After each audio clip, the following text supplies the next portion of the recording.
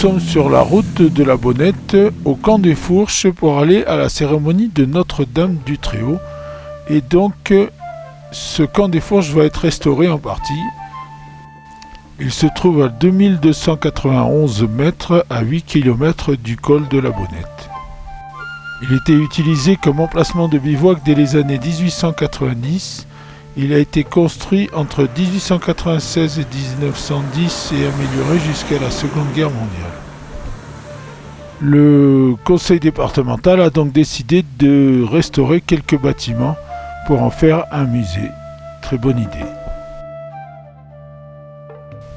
Nous sommes donc sur la route de la Bonnette, qui est la plus haute d'Europe, puisqu'elle culmine à 2802 mètres. Ici, vous la voyez par beau temps.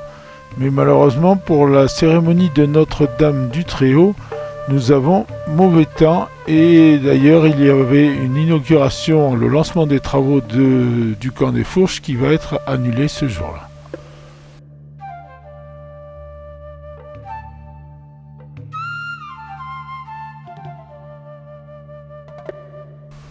Ça n'empêche pas d'aider Ramin, un des pénitents blancs qui est là ce jour-là, de nous raconter une anecdote du jour où il a passé la Bonnette en 1955. Simplement que j'ai été la première voiture civile à passer le col de la Bonnette. Ouais. C'était en septembre 1955. Il y avait ma mère et ma femme. On était passé, mais là la route elle n'existait pas. On était passé par derrière. Et non seulement c'était pas une route, mais elle penchait le simulacre de route qu'il y avait, elle penchait du côté où on allait tomber. Et quand on regardait le précipice en bas, il y avait une 203 de l'armée qui était chavirée en bas dans le vallon. Alors j'avais pas encourageant quoi. La 4 chevaux, j'avais enlevé le caoutchouc, j'avais fait descendre ma mère et ma femme, et puis après on montait, et même des endroits quand il y avait les escaliers, ils poussaient la voiture.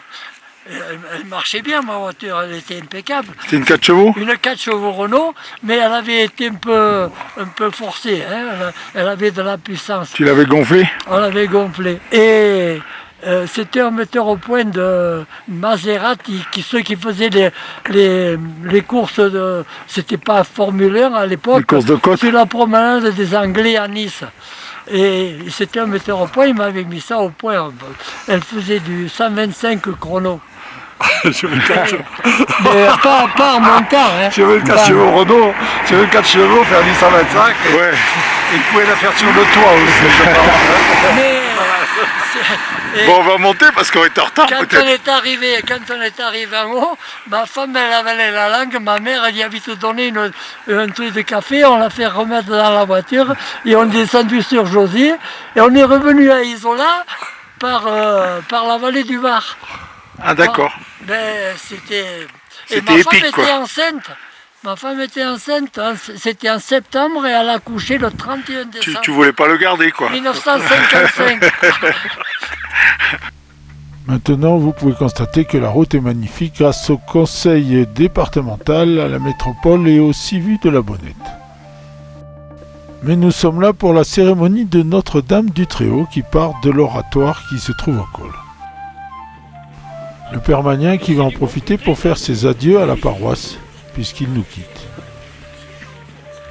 Ave Maria, Ave, Ave, Ave Maria, Ave Maria.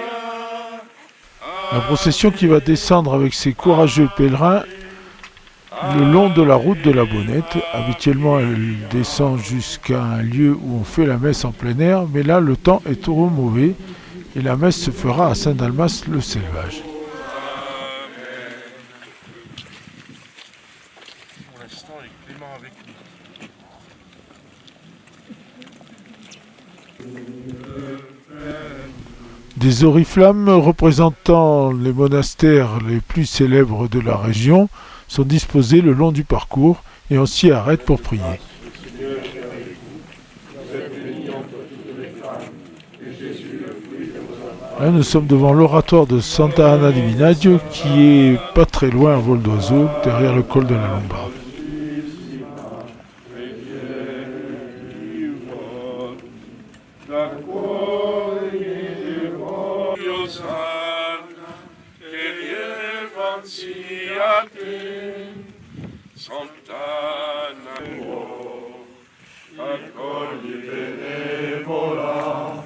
Gloriosa Sant'Anna, le Osana, che l'Evangelia.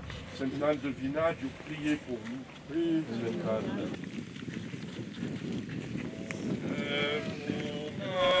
Nous nous dirigeons maintenant vers l'oriflamme de Notre-Dame de Fenestre, qui se trouve dans la Vésubie.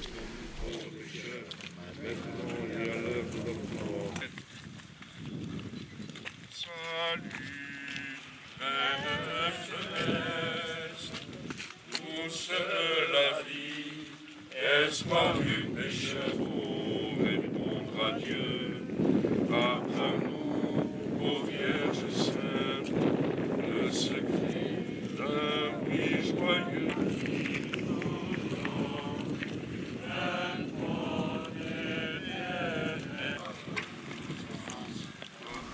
Nous approchons de celui de Notre-Dame d'Utel, qui se trouve entre Lattiné et la Vésubie. Notre-Dame des miracles. Voici tes enfants, dont la joie éclate en leur plus beau chant.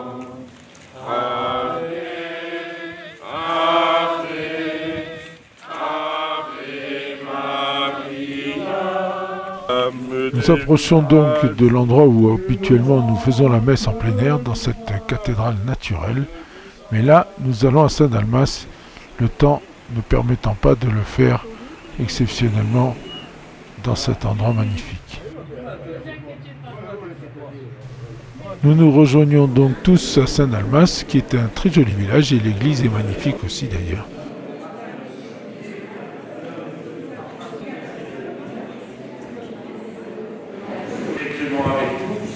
Vous êtes quand même 6 degrés ce matin, et on a échappé à l'inondation, moi je le recevoir, et de manière assez simple, Jean-Pierre a dit que c'était plus prudent de dire la messe ici.